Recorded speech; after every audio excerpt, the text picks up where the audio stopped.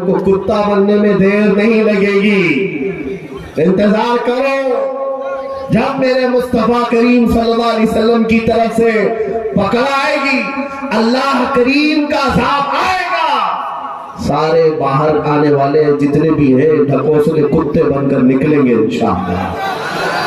کچھ دیر کی خاموشی ہے، پھر شور آئے گا۔ آج کتوں کا وقت ہے، کل ہمارا اور آئے گا۔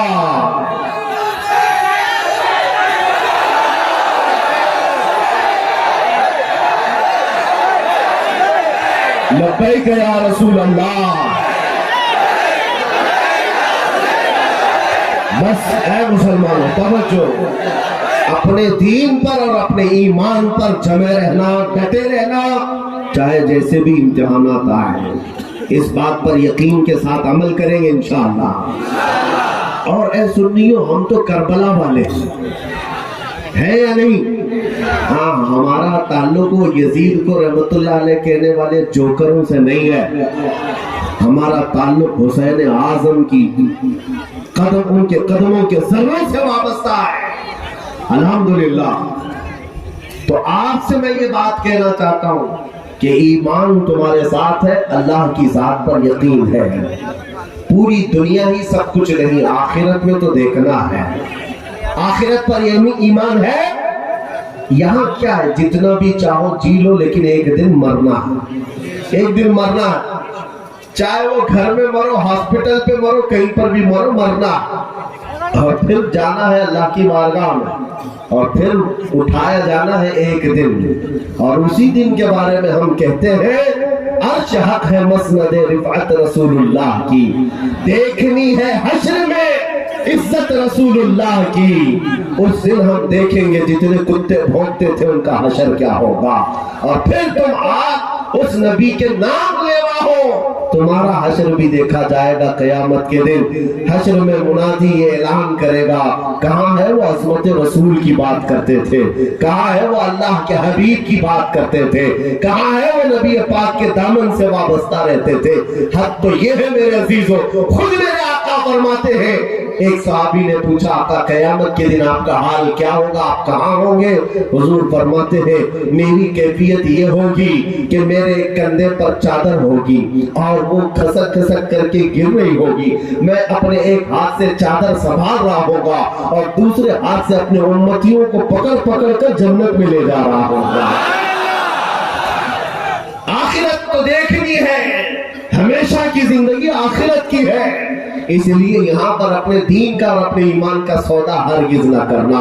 کبھی مصیبتیں آئیں تو بلال حبشی کو یاد کر لینا، کبھی زیادہ تکلیفیں آئیں خبیب ابن عدی کو یاد کر لینا، حضرت خباب ابن عرت کو یاد کرنا، سیدہ سمیہ کو یاد کرنا۔ یہ وہ صحابہ کی بات کر رہا ہوں کفار نے جن کو سولیوں پر چڑھایا، کسی کو انگاروں پر سلایا ہے، کسی کے ناک کان کاٹ دیے، انگلیوں کے ناخنوں کو پکڑ سے کھینچ دیا، ان کی آنکھوں میں گرم سلائیاں پھیر دی، لیکن ان تمام مصیبتوں کے باوجود ان کا صرف ایک ہی نعرہ تھا، ایک ہی نعرہ تھا، جو جان مانگو تو جان دے دے، جو مال مانگو تو مال دے دے، مگر یہ ہم سے کبھی نہ ہوگا نبی کا جاہو جلال دے دے۔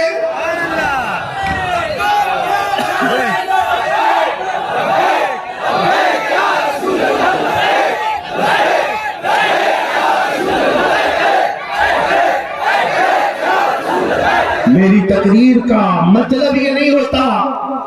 ابھی 2 دن پہلے ایک صاحب ہم سے انٹرویو لیتے ہوئے کہہ رہے تھے کہ آپ کو چنوتیاں لینے میں شوق ہے کیا؟ ہم نے کہا ہم چنوتیاں لیتے نہیں ہیں، دیتے۔ کون اسلام کو چنوتی دیتا ہے؟ کون ہے؟ بہرحال میں آپ سے یہ کہتا ہوں، میری تقریر کا مطلب یہ نہیں ہے کہ میں آپ کو ہوا بھر بھر کر کے بھیجوں کہ جاؤ دوسری کمیونٹی کو چھیڑ چھاڑ کرو، کسی کو پریشان کرو، ہرگز نہیں۔ ہمارا مقصد یہ نہیں ہے، ہم ہندوستان میں صدیوں سے جیتے آئے، ہم کسی کے قتل و غارت، کسی کے تہس نہس کرنے کے مشورے تو نہیں دیتے اور نہ ہی خفیہ پلاننگ کرتے۔ ہم بات اتنی کرتے ہیں کہ ہم سب کے ساتھ جیتے ہیں، لیکن اگر کوئی کتا حضور کی طرف بھونکنے لگے تو پھر اس کی گردن بھی پکڑتے ہیں۔ اور اس کی زبان کو بھی پکڑتے ہیں. جب تک وہ مجھے گالیاں دینا ہے دے دے, میرے ماں کو میرے باپ کو کوسنا ہے کوس, میرے خاندان کو برا بھلا کہنا ہے کہہ لے, لیکن حضور کی طرف اگر انگلی اٹھایا تو پھر ہم جواب دیتے رہیں گے, کیونکہ یہ ہمارا ایمان ہے. اور اس وقت بھی خاموش رہنا یہ بے غیرتی کی سب سے بڑی مثال ہے. وہ آدمی سب سے بڑا بے غیرت ہے جو رسول پاک صلی اللہ علیہ وسلم کے لیے غیرت مند نہیں ہو سکتا.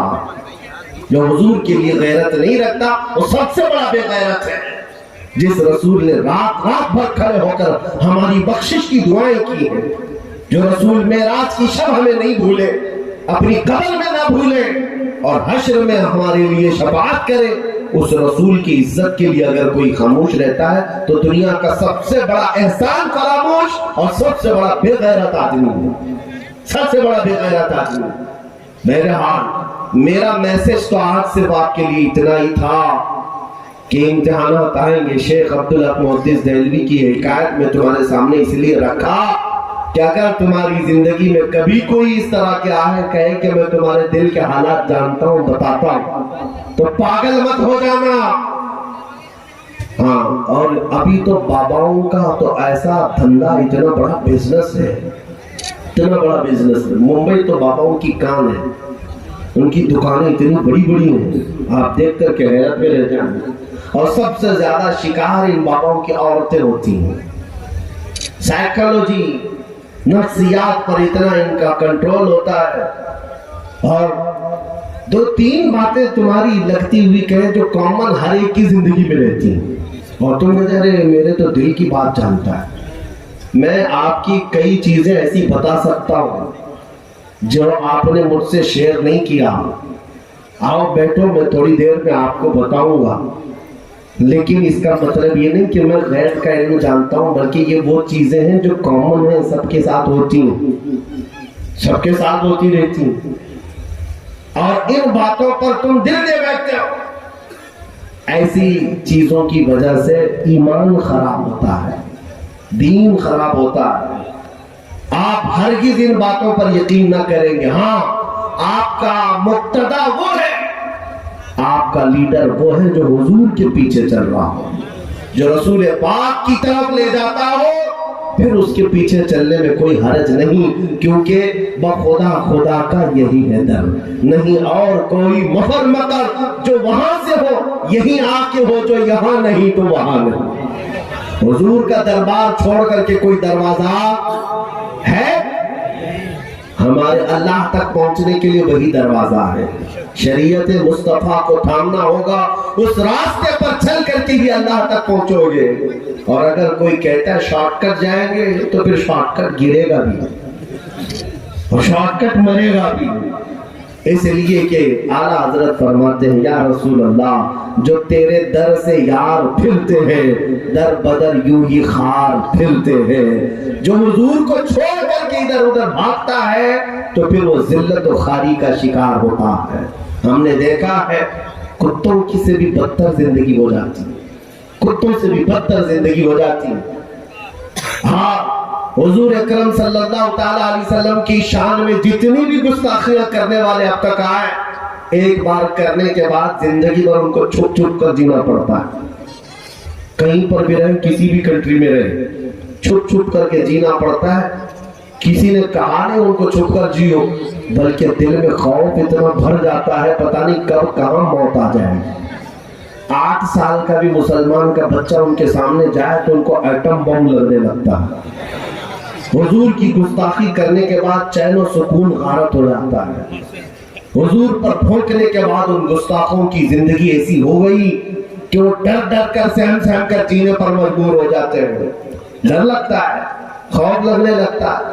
لیکن میرے عزیزوں, حضور کی عظمت بیان کرنے کے بعد, حضور کی وفاداری کرنے کے بعد میں اپنا تجربہ بتاتا ہوں, چین و سکون بڑھ ہی جاتا, عزتیں بڑھ جاتی ہیں. حضور پاک صلی اللہ تعالی علیہ وسلم کی عظمت بتانے کے بعد آپ کو دنیا میں ڈر کر کے نہیں بلکہ بے خوف ہو کر جینے کی زندگی دی جاتی ہے. اسی لیے آپ سے بھی میں یہ کہتا ہوں حضور کے وفادار رہو اور بے خوف ہو کر جیتے رہو. کیوں؟ اس لیے کہ کسی بھی دن موت آنی ہے. حضور کا عاشق تو انتظار میں رہتا ہے. یہ دنیا تو ختم ہونی ہے. جس دن آنکھیں بند ہوں گی اسی دن حضور کی زیارت بھی ہوگی. اس دن ہم یہاں ہمارے جنازے میں سو کر جائیں گے اور قبر میں ہمیں لوگ چھوڑ کر کے آئیں گے اور اس کے بعد منکر نکیر آئیں گے, سوالات کریں گے تیرا رب کون, تیرا دین کیا, اور تیسرا سوال جو کریں گے وہ حضور کو دکھا کر پوچھیں گے ان کے بارے میں کیا کہتا تھا. ایسے نہیں ہے. اسی بات سے پھر موت کا ڈر بھی نکل جاتا ہے شب گور بھی اسی گل سے ملاقات کی راہ. ہم فرشتوں کو اس دن بھی کہیں گے اب تو پائے ناز سے اے فرشتوں کیوں اٹھوں, مر کے پہنچا ہوں یہاں اس دل ربا کے واسطے.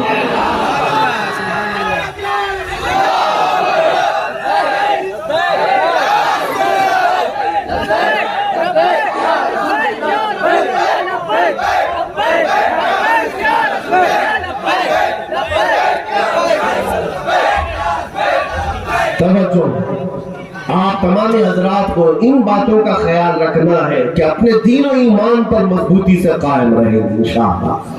اور ایک بات میسج دیتا ہوں, حالات روز کچھ نہ کچھ اخبار آتے رہیں گے, یہ بڑھتی جائیں گی چیزیں. ٹرین میں کسی آتنکوادی نے 3 مسلمانوں کو مار دیا, پھر کہیں سے کسی ٹیررسٹ آتنکوادی نے مسلمانوں کو صرف گوشت کے نام پہ ہلاک کر دیا, کہیں موب لنچنگ کی, یہ سب خبریں آتی رہتی ہیں. کچھ اس کو سیریس لینے کی ضرورت نہیں. سیریس اس معنی میں کہہ رہا ہوں کہ لاپرواہ مت ہو, بلکہ اپنے دین کے بارے میں کہہ رہا ہوں. پھر تم ڈر کر کے ٹوپی چھپانا, داڑھی نکالنا اور پھر سیکولر بننے کا ناٹک مت کرو. دنیا تمہیں اچھی طرح پہچانتی ہے, تم حضور کے غلام ہو. دنیا تمہیں پہچانتی ہے حضور کے غلام ہے, اور پھر پورے غلام بن کر جینے میں پھر خوف کیا ہے, ڈر کیا ہے؟ اگر کسی جگہ کسی بھی غریب مسلمان کو پکڑ کر کے مجبور کر دیا جاتا ہے اور اسے مار مار کر, کبھی ہم نے دیکھا کسی بزرگ آدمی کی داڑھی پکڑ کر مار رہے ہیں, کبھی کسی نوجوان کو مار کر کے کہا جائے میرے خدا کا نام لے, میرے خدا کا نام لے. تف ہے, حیرت ہوتی ہے, تم کسی کو پکڑ کر مار مار کر کہہ رہے میرے خدا کا نام لے, میرے خدا کا نام لے. یہ تو بلال حبشی کے وارثین ہیں, انگاروں پر سو کر بھی کہیں گے اللہ اکبر, اللہ اکبر. اللہ سب سے, اللہ سب سے, اللہ سب سے. ہم اس دن سنے تھے یہ آواز جس دن ہماری ماں کے پیٹ سے ہم باہر آئے تھے. کسی نے کانوں میں اذان دی ہے کہ نہیں دی ہے؟ ہاں مولوی صاحب بچہ پیدا ہونے کے بعد پہلے ہی گودی میں لے کر کان میں کیا پڑھتے ہیں, اللہ اکبر, اللہ اکبر. سب سے پہلا لفظ تمہارے کانوں میں کیا جاتا ہے, اللہ سب سے بڑا ہے, اللہ سب سے بڑا ہے. تم پیدا ہوئے تھے سن کر کے آئے تھے میرے عزیزوں, اور پھر جب ہوش آیا ہر مسجد سے تمہیں یہی آواز آتی رہی, ہر مسجد سے یہی آواز آتی رہی. اور پھر جس دن مریں گے ہمارے جنازے کو باندھ کر کے لائیں گے لوگ, کفن سے ہمیں ہمارے لاشوں کو, اور امام کے سامنے رکھیں گے قبر میں. ہم اس وقت تک نہیں جائیں گے جب تک پوری قوم پیچھے کھڑے ہو کر کیا کہیں گے, اللہ اکبر, اللہ سب سے. ارے ہم آئے تھے تو اللہ کو بڑا کہتے ہوئے اور جائیں گے بھی تو اللہ کو بڑا کہتے ہوئے. جب ہمیں معلوم ہے اللہ سب سے بڑا ہے تو پھر ایرا غیرہ نتھو گھیرا کیڑا کہاں سے بڑا ہو سکتا ہے. اللہ کی طاقت کل بھی تھی, آج بھی ہے, ہمیشہ رہے گی. اللہ حی اور قیوم ہے, وہ ہم سب کا خدا بلکہ پوری کائنات کا پالنہار حقیقی ہے. آج امتحانات ہو رہے ہوں گے, ہم نکلیں گے ان امتحانات سے, لیکن ایک بات یاد رکھو, ہوائیں تیز آنے کا مطلب یہ نہیں ہوتا کہ اسلام ختم ہو جائے گا. آندھیاں تیز چلنے کا مطلب یہ نہیں ہوتا کہ اسلام کا وجود ختم ہو جائے گا. ارے اس سے بڑے بڑے چنگیز, ہلاکو اور نہ جانے کتنے یزید آئے گئے. اسلام جب بھی لہلہاتا تھا, آج بھی لہلہا رہا ہے. اسلام تیری نبض نہ ڈوبے گی حشر تک, تیری رگوں میں رواں خون ہے 4 یار کا. اسلام کو ختم کرنے والے ختم ہو گئے, مٹ گئے, مٹتے ہیں مٹ جائیں گے آدھا تیرے. نہ مٹا ہے نہ مٹے گا کبھی چرچا تیرا, یا رسول اللہ رہے گا یوں ہی تیرا چرچا رہے گا. پڑے خاک ہو جائیں جل جانے والے, تو گھٹائے سے کسی کے نہ گھٹا ہے نہ گھٹے گا. جب بڑھائے تجھے اللہ تعالیٰ تیرا, اسلام کی فطرت میں قدرت نے وہ لچک دی ہے, جتنا ہی دباؤ گے اتنا ہی وہ ابھرے گا.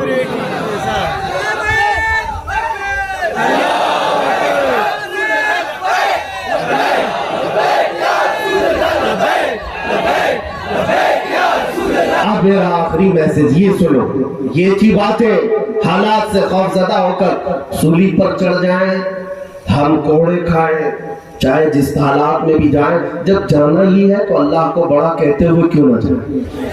اللہ کی جنت میں جانا ہے, شداد کی جنت میں نہیں.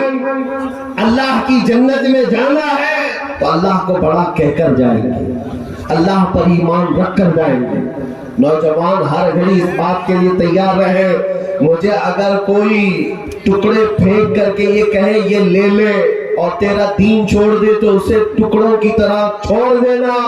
کہنا اس طرح کے بہت سارے دنیا میں ٹھوکریں مار دوں گا, بھوکا رہ لوں گا, لیکن میرے مصطفیٰ کی شریعت سے روگردانی نہیں کروں گا. حضور سے غداری کرو گے, حضور پاک سے غداری کرو گے, نبی پاک صلی اللہ علیہ وسلم سے غداری ہرگز نہیں ہو سکتی. تو یہ یقین کے ساتھ آج تمہیں اٹھنا ہے. کبھی کبھار نوجوان یہ کہتے ہیں ہمیں روزی نہیں مل پاتی, ہمیں جاب نہیں مل پاتی, ہمیں ہمارے نام کی وجہ سے, ہماری داڑھی کی وجہ سے, ہماری ٹوپی کی وجہ سے نوکریوں پر فرق آتا ہے. اے مومنو, یہ امتحانات ہیں, یقین پیدا کرو رزاق اللہ ہے, جو چونٹیوں کو سوراخ میں رزق دیتا ہے, جو پانیوں میں مچھلی کو رزق دیتا ہے. کیا وہ اشرف المخلوقات کو رزق نہیں دے گا؟ میرا امتحان ہوگا, اگر میں جمع رہ گیا تو مولا 70 دروازے میرے لیے کھولے گا. تم اپنے نبی کے قدموں سے وابستہ رہو. حالات بدلتے ہیں. ایک دن مکہ والوں نے بھی یہی سوچا تھا, بلال حبشی کو مار مار کر کے, انگاروں پر لٹا کر کے, ان کی پشت پر گرم سل رکھ کر کے انہیں اتنی تکلیفیں دی تھی کہ ان کی ریڑھ کی ہڈی دکھتی تھی, ان کی پیٹھ کا گوشت ڈل گیا تھا. اس وقت وہ سوچتے تھے اب مرے گا, اب ختم ہو جائے گا, سب ختم ہو جائے گا. ان کے پاؤں میں رسی ڈال کر بدماش لڑکوں کے ہاتھوں میں دیا جاتا. وہ مکہ کی گلیوں میں حضرت بلال کو کھینچتے تھے. یہ حالات بھی مکہ والوں نے دیکھے, لیکن جب بلال حبشی کو سیدنا ابوبکر صدیق نے خرید کر آزاد کیا اور حضور کی غلامی میں لے آئے, پھر حضور کے ساتھ ہجرت کر کے مدینے چلے آئے. توجہ چاہتا ہوں میرے عزیزوں, وہ بلال حبشی کا زمانہ جو مکہ میں تھا ختم ہو گیا. 6 سال کے بعد جب رسول اللہ صلی اللہ علیہ وسلم 10,000 صحابہ کے ساتھ واپس مکہ تشریف لا رہے تھے, تو ایسے آئے کہ فاتح مکہ بن کر کے آئے. کوئی ایک آدمی بھی مقابلے کا موجود نہیں تھا. رسول پاک تشریف لائے, اکثر وہاں جتنے تھے قیدی بن کے کھڑے تھے. جنہوں نے ظلم اٹھایا تھا وہ آج سر جھکائے کھڑے تھے. حضور پاک نے خانہ کعبہ کو بتوں سے پاک کیا. جانتے ہو اس دن حرم پاک میں پہلی اذان دی جانی تھی. پہلی اذان کے لیے رسول پاک نے بلال حبشی سے کہا کعبے کی چھت پر چڑھ جاؤ, کعبے کی چھت پر چڑھ جاؤ, وہاں سے چڑھ کر کے اذان دو. بلال حبشی نے اذان دی. جانتے ہو بڑے بڑے بزرگوں نے اس میں نکتہ یہ بیان کیا, یہ میسج دینا تھا ان ظالموں کو جنہوں نے بلال حبشی کو مار مار کر کے یہ سوچا تھا اب ختم ہو جائے گا, تب ختم ہوگا. بلال اپنے امتحان میں جمع رہا, اپنے ایمان پر ڈٹا رہا. اللہ تعالیٰ نے ایسی عزت عطا کی کہ آج مکہ فتح ہو گیا. اور کعبے کی چھت پر چڑھ کر کے بلال اذان دے رہے ہیں اور دنیا کو یہ بتا رہے ہیں آؤ مصطفیٰ کی غلامی میں، کعبہ بھی قدموں کے نیچے ہے۔ کعبے کی چھت کے اوپر چڑھ گئے ہو، کعبے کی چھت کے اوپر چڑھ گئے ہو اس لیے کہ حضور کی غلامی میں آئے۔ یہ بات کو یاد رکھو میرے عزیزوں، حالات اس طرح کے اگر آئے انتظار کرو، میرا رب خوشحالی لائے گا، میرا رب خوشحالی لائے گا۔ اور جتنے آندھیوں میں بہک گئے وہ ختم ہو گئے، جو طوفانوں میں بہک گئے وہ کچرے کی طرح چلے جائیں گے۔ اس لیے جو ایمان والے ہیں وہ ہمیشہ جمے رہیں گے، ڈٹے رہیں گے، جو بھی ہو جائے حالات۔ اب یہاں پر میں اپنی گفتگو کو اس بات پر ختم کرتا ہوں۔ ہوتا ہے آپ لوگ یہ پوچھیں گے بھی کہ آپ اتنی بڑی بڑی باتیں کہہ رہے ہیں، جب حالات خراب ہوئے تو کون آتا ہے ہماری مدد کے لیے؟ کوئی نہیں آتا، سارے لوگ ہاتھ اٹھا لیتے ہیں، پھر تو نعرے لگا رہا تھا لبیک لبیک کہہ کر پولیس پکڑ کے لے گئی، جا تو جھیل تیرے کیس، کوئی نہیں آتا۔ ایسے سوالات میرے عزیزوں آپ کے لیے، سب کے لیے نصیحت، تم نے اپنے نبی کی محبت میں پکارا ہے حضور کو، دنیا کے لیے پکارا ہوتا تو دنیا کا انتظار کرتے، اپنے نبی کو پکارا ہے تو اپنے نبی کا انتظار کرو۔ جس کے لیے تم نے پکارا ہے پھر شکایت نہیں کرنا، یہ کمیٹی نہیں آئی، وہ کمیٹی نہیں آئی، اس نے مدد نہیں کیا، اس نے مدد نہیں کیا، نیتا نہیں آئے، ہمارے ایم ایل اے نہیں آئے، ہمارے ایم پی نہیں آئے، فلاں نے مدد نہیں کی، وہ کارپوریٹر تھے، نگر سیوک تھے، اثر و رسوخ والے تھے، کوئی ہماری سفارش کے لیے نہیں آیا۔ یہ سب ہیلے بہانے چھوڑ دو، اس عقیدے پر جم جاؤ، کون دیتا ہے دینے کو منہ چاہیے، کون دیتا ہے دینے کو منہ چاہیے، دینے والا ہے سچا ہمارا نبی، دینے والا ہے سچا ہمارا نبی۔ لا ورب العرش، جس کو جو ملا تم سے ملا، بکتی ہے کونین میں نعمت رسول اللہ کی۔ حضور سے اگر تمہارا عشق ہے تو یہ اتنی بات یاد رکھنا چاہیے، کوئی تمہارے ساتھ ہے یا نہ ہے، کوئی آئے نہ آئے، میرا ماننا یہ ہے کہ اللہ کا حبیب میرے ساتھ ہے، مصطفیٰ کریم کی محبت میرے ساتھ ہے۔ اتنی دولت تمہارے لیے بہت بڑی ہے، کیونکہ میرے آقا نے فرمایا جو دنیا میں جس سے سب سے زیادہ محبت کرتا تھا قیامت کے دن اسی کے ساتھ اٹھایا جائے گا۔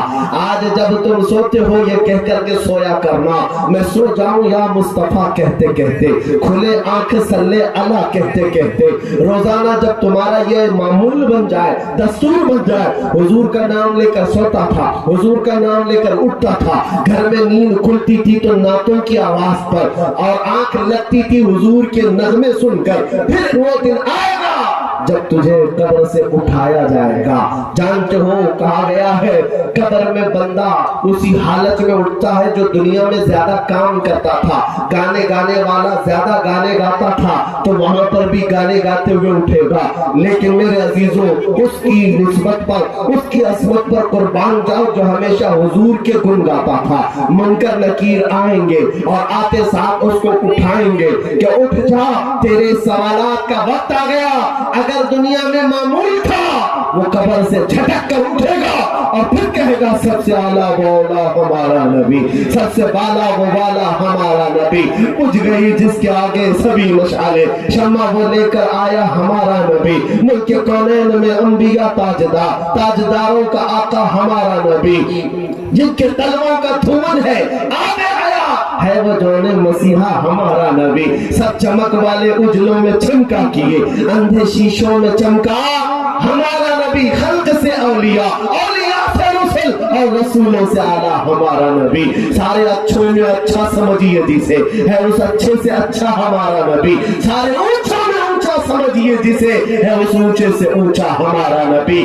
جب مومن صالح دنیا میں اس طرح کی زندگی گزارتا تھا تو قبر میں بھی میرے آقا کی نعتیں پڑھتے ہوئے اٹھے گا۔ منکر نکیر پھر اس کی یہ ادا دیکھ کر ہو سکتا ہے کہ کہے نم کا نومت العروس، سو جا جیسے دولہا سوتا ہے، سو جا جیسے دولہا سوتا ہے۔ اس لیے زندگی بناؤ میرے مصطفیٰ کے قدموں سے وابستہ رہ کر، حالات جیسے بھی آئیں گے حضور سے ہم بے وفائی हुजूर से हम गद्दारी, हुजूर से हम मुंह फेर कर जिंदगी नहीं गुजारेंगे, हुजूर से दूर रहकर जिंदगी नहीं गुजारेंगे।